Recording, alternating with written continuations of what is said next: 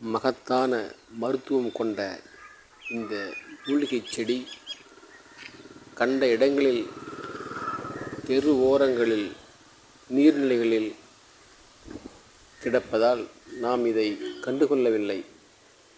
இதனுடைய மகத்துவம் மிக மிக அரிது. இது எப்பாற்பட்ட தோல் நோயாக இருந்தாலும் சரி, ஆறாத காயமாக இருந்தாலும் சரி, இந்த இலையை அரைத்து தோல் நோய் உள்ள இடங்களில் தொடர்ந்து பூசி வந்தால்